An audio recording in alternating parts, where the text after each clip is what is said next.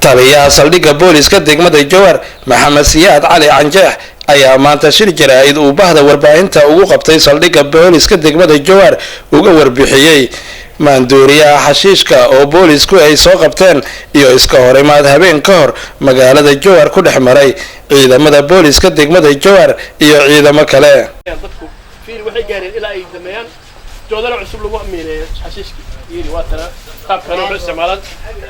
waxay adeegsadaan xirfado badan adeegsadaan dadka muqaddaraadka ka shaqeeya waxa soo gaariga la sar gaariga lagu soo qabtay gaari shacab saaraya lagu xiray gees lagu xiray urkiya la arkay booliska la wareega arka waa soo qabtay shirkani jaleed maanta wuxuu ku saabsan yahay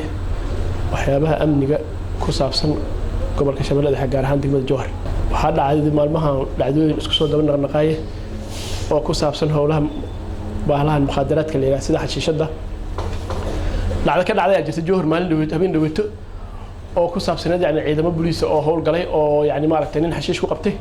xashiishki markay ku qabteen waxa dhacday yani ninkii oo la soo qabtay wuxuu noo sheegay inuu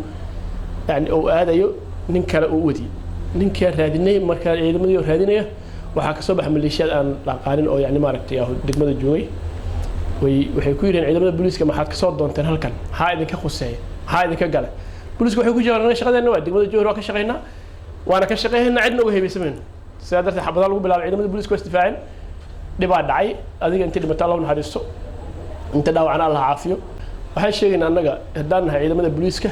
ليلة والنهار وشقينا ناس شغالين وانا صدر دقيقة الجوهر أنا قاعد من كذا مسؤول كه عندنا الله غفر دين مايا وحنا الشيء قاعدتك كوه ولا يعني دبعة ترى يعني ما رت إن الدفاعان وحياة مخدرات كه وحنا الشيء إن أي كوان توبان البوليس كه حقول له هنا وشغالين سقفسه إتكون ساكرتهم مجرته والدولة النظام سيستم يكون شغال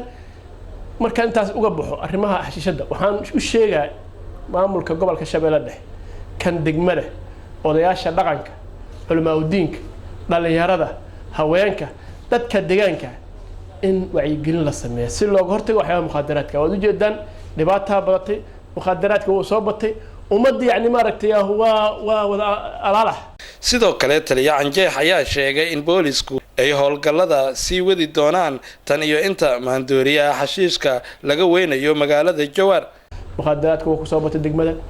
tacab laga sameeyaa wax badan la dagaalanay maamulka gobolka iyo booliiska iyo kan degmadu way la dagaalameen haddana waxa noo dhiman inay yani culimadu laakiin nimanka maleeshiyaadka ah oo cidna ka amar qaadan bartay joogan waa ciidan qabiilada waa ciidan is-abaabulay waa ciidan raali laga yahay meesha لأنه مرة أقولها إن أنا قد دقمت الجهد إن عيدا قرنه إنه يجوج ما أقولها إنه مرة ما أقولها هذا روانا هذا يعني مرة ضد يعني ميليشيا هو حشيش الدفاع أنا ما أقولها إن أستان قرني ما نهين هو بيصير إنه مجال نقل الجوج مرة أقولها إنه مرة أقولها إنه عد كسر وحكود يعني دواتات إذا قدر كسامه إسماعيل عبد الله سبرية يونفرسال تي في جوهر.